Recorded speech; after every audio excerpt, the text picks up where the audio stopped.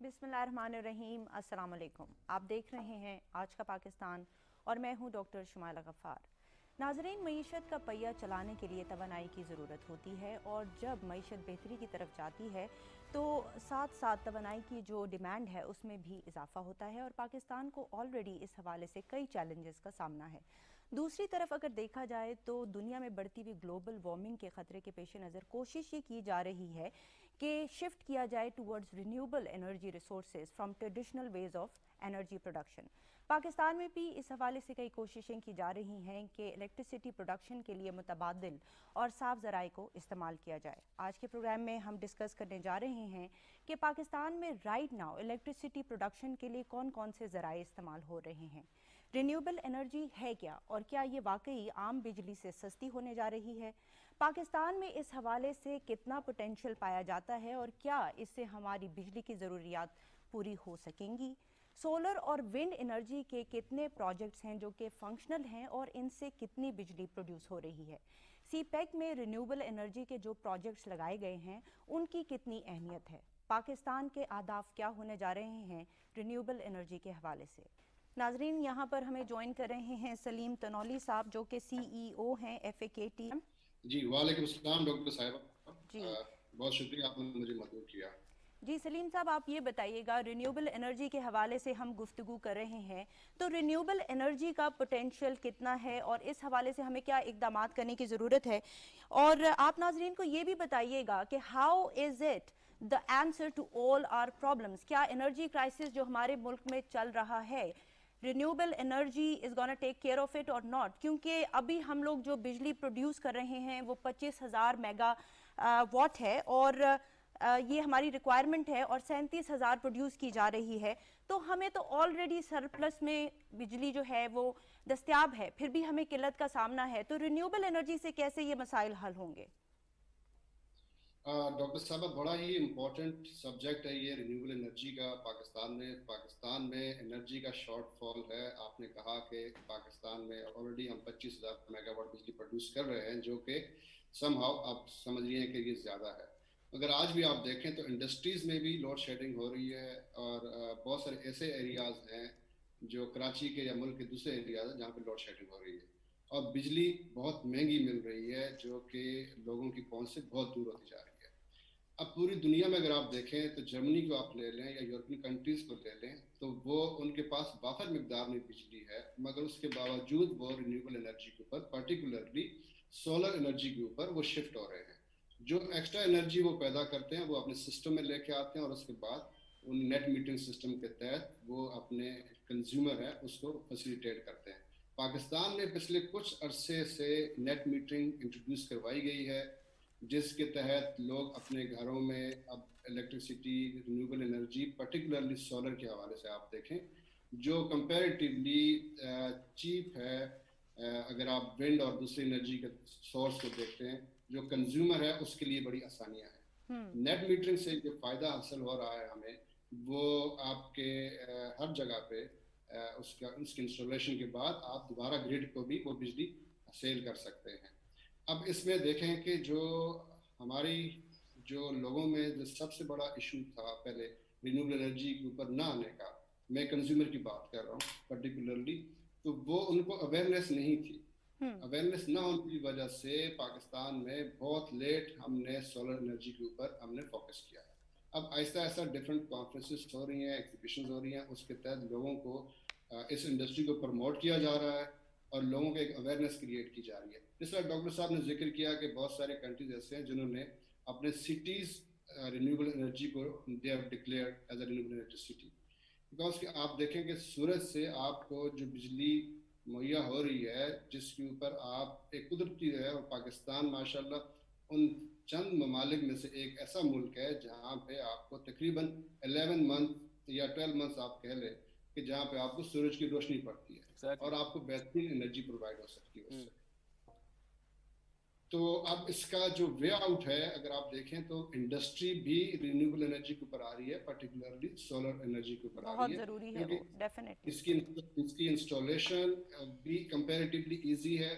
और अब ये जो नेट मीटरिंग का जो गवर्नमेंट ने इंट्रोड्यूस करवाया है, जिससे बहुत ज़्यादा फायदा हो रहा है और हम जब इंडस्ट्री के लोगों से बात करते हैं तो अब वो इसके ऊपर डेफिनेटली आ रहे हैं, क्योंकि आपको अनइंटरप्टेड इलेक्ट्रिसिटी चाहिए होती है। आप इंडस्ट्री की बात करते हैं, अगर हमारी इंडस्ट्री अच्छी नहीं चलेगी तो हमारी एक्सपोर्ट बेहतर नहीं होगी, या हमारी जो लोकल इंडस्ट्री है पाकिस्तान के अंदर उसकी रस्त आप पूरी नहीं कर सकेंगे। तो मेरे हिसाब से तनोली साहब यहाँ पे मैं सवाल करना चाहूँगा आपसे। जी, आपने देखा होगा कि वर्ल्ड बैंक की रिपोर्ट के मुताबिक जो है वो हम पोर इंफ्रास्ट्रक्चर, इसके ऊपर भी आपकी नज़र होगी। फिर वो हमारी जो कॉस्टिंग है वो भी आपने बताया। हाइड्रो के मुतालिक ये कहा जाता है कि हम ज़्यादा पैदा कर रहे हैं, लेकिन ऐसा है नहीं। हमारा अगर आप देखा जाए तो तकरीबन 40%, 45% जब ये 1991 के अंदर हाइड्रो के साथ जब ये डैम्स बने थे, तब उस वक्त तक हम 45% प्रोड्यूस कर रहे थे, जो कि ड्रॉप हुआ 25% पे। और अब 25% ड्रॉप होने के बाद अब हमारे पास ये टारगेट है तकरीबन 20% और बढ़ाने, यानी 40 तक का टारगेट लिया है, जबकि हम कभी एक ज़माने में 45 प्रोड्यूस कर रहे थे। उसके बाद हम थर्मल पे आते हैं। न्यूक्लियर पे किसी किस्म का कोई काम नज़र नहीं आता। सोलर के ऊपर अब काम नज़र आता है, वो सिर्फ अवेयरनेस की हद तक।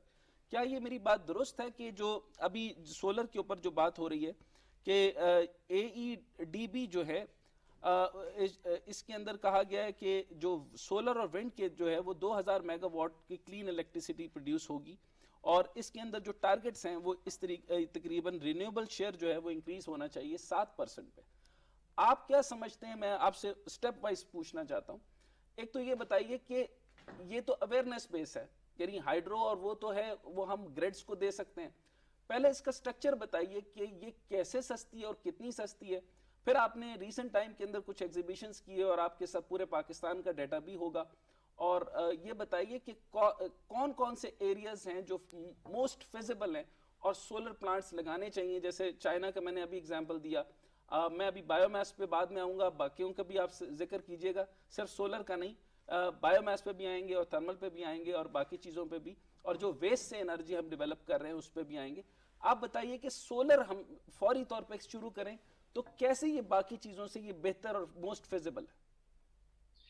डॉक्टर साहब, सोलर से आने से पहले मैं आपको हम इसकी जो हमारी फॉसल फ्यूल के ऊपर मैं थोड़ा सा आपको बताता चलूं कि किस तरह हमारा जो रेवेन्यू है वो कम हो रहा है, हमारे जो रिजर्व्स हैं वो कम हो रहे हैं, वो सूरत में कि हम डिपेंडेंट हैं फॉसल फ्यूल के ऊपर। आपको पता होगा कि हाइडल हमारी मुस्तकिल मुसलसल उसमें कमी आ रही है, और उसके बाद हम फॉसल फ्यूल को बहुत ज़्यादा हमारा इस्तेमाल बढ़ता जा रहा है, और उसके फॉसल फ्यूल की इंटरनेशनल प्राइसेस भी हाइक कर रही हैं, और डिमांड भी पाकिस्तान में बढ़ रही है। और आप ये देखें, डिमांड भी बढ़ रही है और आपके फॉसल फ्यूल की प्राइसेस ऊपर आ रही है। इसका मतलब ये हुआ कि आपके पास आपके डॉलर्स पाकिस्तान से बाहर जा रहे हैं। इवेंचुअली इसका डायरेक्टली लिंक है आपकी सारी महंगाई के साथ भी और आपकी डिमांड एंड सप्लाई के साथ भी।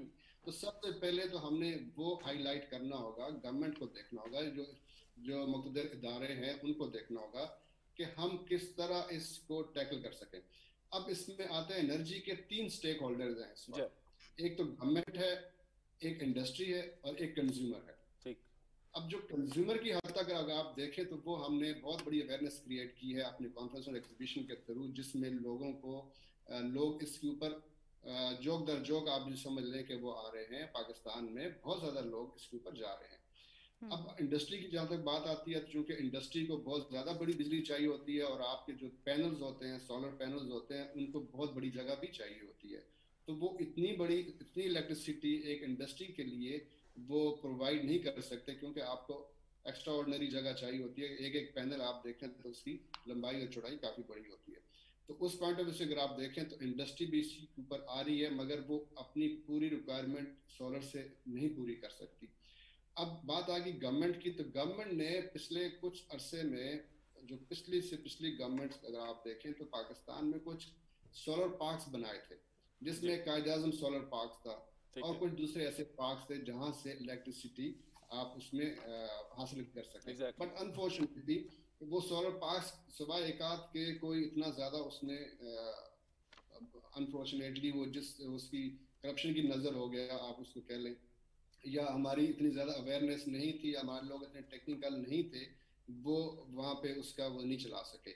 मगर अब बात क्या है कि सिर्फ रिन्यूएबल एनर्जी को हम अगर पाकिस्तान में इंट्रोड्यूस करते हैं, जो ऑलरेडी इंट्रोड्यूस हो चुकी है, मगर उसको समझना होगा कि सोलर पैनल सिर्फ इंस्टॉल नहीं करने होते, उसके बाद उसके साथ एक पूरा एक इंफ्रास्ट्रक्चर चाहिए होता है। इंफ्रास्ट्रक्चर में आपको उनकी सफाई होती है, उसके बाद उनकी मेंटेनेंस होती है, बहुत सारी दूसरी चीजें होती है जिसमें अभी तक हमारे पास इतनी अवेयरनेस नहीं है, क्योंकि हमारी यूनिवर्सिटीज या हमारे कॉलेजेस अभी उस तरह के इंजीनियर्स प्रोड्यूस नहीं हुए हैं जो इन सारी चीजों को कर सके कि हमारी अपनी इलेक्शन। अभी क्योंकि आप जिक्र कर रहे हैं तो मैंने कहा कि तकरीबन यहाँ पर जो मेरे पास डेटा पड़ा है, अगर मैं इसको नाम लेता जाऊं तो यहाँ पर आपके कायदे आजम अभी सोलर पार्क का आपने बात की है बहावलपुर में, इसमें इसी तरीके से अपोलो सोलर है, क्राइस्ट है, बेस्ट ग्रीन एनर्जी है, हड़प्पा है, एजेपे पावर्स हैं, जो कुल मिलाकर तकरीबन जो है ये ज़्यादातर ये हड़प्पा, डीआई खान, रहीम यार खान, सरगोदा, ठट्ठा के इलाकों में बहुत ज़्यादा, कलर कहार, चकवाल, बहावलपुर, इन सारी जगहों के अंदर ये प्लांट्स तो लगे हुए। पॉइंट ये है कि टोटल डिमांड हमारी है तकरीबन 90 मिलियन लोगों के लिए। अच्छा, आप बताइए कि ये टोटल डिमांड को पूरा, अभी विंड पे बाद में आते हैं, पहले विंड भी बहुत फिजिबल है, लेकिन ये बताइए कि इसमें क्योंकि ये सोलर आपने बताया कि इंडस्ट्री को बहुत ज़्यादा वारे में तो नहीं आती, वो बायोगैस में जाएंगे या हाइड्रो में जाएंगे, वो अलग बात है। आप ये बताइए कि सोलर कंज्यूमर को तो पूरा कर सकती है, इसका मतलब है कि जितनी भी कंपनी 33 के करीब हैं ये बना तो रही हैं। अब ये किस तरीके से, यानी इसका पब्लिक प्राइवेट वेंचर होता, यानी इसका मतलब है कि गवर्नमेंट की कोई मॉनिटरिंग पॉलिसी ऐसी होनी चाहिए जिसकी वजह से हमें पता चले कि कंज्यूमर तक भी ये पहुंच रहा है। जैसे चाइना के अंदर जो है वो सोलर से अगर बिजली बनती है तो सरप्लस सारा का सारा गवर्नमेंट उनसे खरीद लेती है, तो अगर वो पैनल लगाते हैं हर घर के ऊपर तो ये मुमकिन है कि ये पैनल लग सके। अब गिलगित बल्तिस्तान से लेकर बाकी इलाकों में देखें, हमारे जो नॉर्दर्न एरियाज के अंदर देखें, ये बड़ी वायबल सोल्यूशन है। तो ये वायबल सोल्यूशन को जरा कॉस्ट इफेक्टिव तरीके से बताइएगा कि कॉस्ट में कितना फर्क है और कितने चीजों को हम कवर कर सकते हैं, और ये जो बिजली 33 कंपनीज फॉर एग्जांपल बना रही हैं या मजीद कंपनीज इसमें आ रही हैं, तो ये बिजली कहाँ बेचती हैं, हमारे पास कोई ऑडिटरी सिस्टम क्यों नहीं?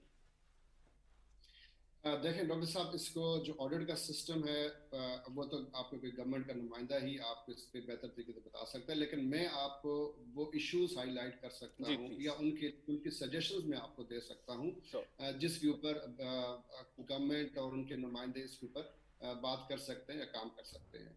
अब जिस तरह इंडस्ट्री की बात हमने की थी कि इंडस्ट्री को इतना सारी इंडस्ट्री को इतना वायबल नहीं पड़ता क्योंकि उनको बड़ी लैंड की जरूरत होती है, मगर अगर कंज्यूमर हमारे 200 मिलियन जो पॉपुलेशन प्लस है, अगर इसमें से हाफ भी लोग उसके ऊपर चले जाते हैं तो आप देखिए आपकी बिजली कितनी बचत होगी। जो बिजली ऑलरेडी वो घरों में इस्तेमाल हो रही है वो सोलर पे आ जाएंगे, तो वो जो एक्स्ट्रा बिजली होगी जो हाइडल से हम ले रहे हैं या फॉसिल फ्यूल से ले रहे हैं, तो हम सिर्फ हाइडल के ऊपर रह जाएंगे, फॉसिल फ्यूल के ऊपर हमारी बिजली की हमारी जो डिपेंडेंसी होगी वो बहुत कम हो जाएगी। तो जो आपके कंज्यूमर घरों से बिजली का जो बचत होगी वो इंडस्ट्री की तरफ चली जाएगी, और जो इंडस्ट्री आप देखें तो वो ज़्यादा हमारे फायदा उसमें है। अब जहाँ तक बात है कि कॉस्ट इफेक्टिवनेस की, तो ये वन टाइम इन्वेस्टमेंट होती है। आप देखें, आप अगर आप 5 मेगावाट, सपोज किसी का 200 गज का घर है तो वो 5 मेगावाट भी बिजली का वो अगर वो लगा लेता है तो वो मेरे ख्याल में उसको 2 साल के अंदर पे बैक मिल जाता है, उसके बाद उसकी बिजली फ्री है।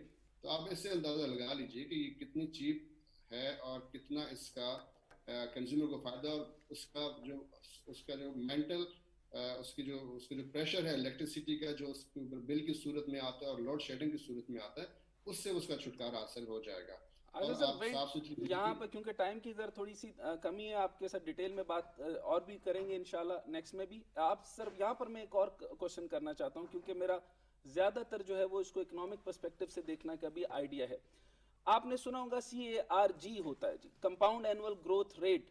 इसके मुताबिक जो है वो हम देखते हैं कि एंडिंग बैलेंस और प्रॉफिट जो है वो री इन्वेस्ट होता है जो ईयर एंड के ऊपर, जिसके अंदर इन्वेस्टमेंट लाइफ स्पैन बढ़ता है। सो CRG जिसको कहते हैं कि वो एक्यूरेट कैलकुलेशन देता है to determine return on anything जो कि राइज एंड फॉल पर जाती है। इसके मुताबिक आप ये बताइए कि विंड, सोलर, बायोगैस, इन तीनों का एक्यूमुलेशन बताइए कि टोटल मिला करके पाकिस्तान के अंदर कितनी वैल्यू एडिशन करेगा, और ये कितने प्रोजेक्ट्स जो हैं अब तक, अगर आपके पास नंबर है, अदरवाइज मैं स्टैट तो बयान करूंगा ही, तो आप क्या समझते हैं कि विंड एनर्जी से कितना हो सकता है, सोलर से कितना हो सकता है, बायोमास से कितना हो सकता है? और एक और बात बताइए, क्योंकि आप एग्जीबिशंस करवा रहे हैं, तो ये बताइए कि ये जो इथेनॉल है, इथेनॉल का नाम तो लोगों ने सुना ही नहीं, लेकिन इथेनॉल जो है वो आपका बहुत बड़ा वेस्ट है, जिसकी बेस के ऊपर, यानी गन्ने के छिलकों से, बाकी चीज़ों के छिलकों से ये मैक्सिमम एनर्जी रिसोर्स हम कर सकते हैं। तो ये इतना सस्ता होने के बावजूद अब तक हमारी नज़रों से ओझल क्यों है? जी प्लीज। जी डॉक्टर साहब, आपने बिल्कुल राइटली कहा, इथेनॉल के बारे में कहा कि हमारा जो गार्बेज है वो बेसिकली हमारा ट्रेजर है। एग्जैक्टली। लेकिन जिसके ऊपर किसी सूरत किसी की कोई तवज्जो नहीं है। मैं आपको नॉर्वे की एग्जांपल देता हूँ। नॉर्वे में वहाँ पे चूंकि मैं इंटरनेशनली इन डिफरेंट एसोसिएशन और तंजीमों के साथ हमारा राब्ता रहता है इस एनर्जी के हवाले से, कि हम अभी तक रिन्यूएबल एनर्जी की बात करते हैं। जर्मनी में और दूसरे एस्टेब्लिश कंट्रीज में रीयूजेबल एनर्जी की बात हो रही है। अब जो बात आ गई कि आप एथेनॉल की बात आ गई, हमारे पास वाफर मिकदार में पाकिस्तान में वो गार्बेज है जिससे हम इलेक्ट्रिसिटी पैदा कर सकते हैं। और इन दी पास्ट आपको याद होगा कि हमें किसी मुल्क ने हमें इस चीज़ की ऑफर भी की थी कि हम आपका ये सारा कचरा उठा लेते हैं। मैं कराची की बात करता हूँ, तो हम आपको ये कचरा भी उठा लेते हैं, उसके बाद हम आपको इसकी बिजली भी प्रोवाइड करके दे देंगे या हम आपको इसके पेमेंट भी कर देंगे। मगर अनफॉर्चुनेटली वो उसके ऊपर अमल नहीं हो सका। अब बात आ गई विंड एनर्जी की और सोलर की या फिर आपकी हाइडल की। देखें, कंपैरेटिवली अगर आप देखें तो विंड पाकिस्तान में कुछ ऐसे पॉकेट्स हैं, कुछ ऐसे एरियाज हैं जहाँ पे आप विंड इंस्टॉल कर सकते हैं।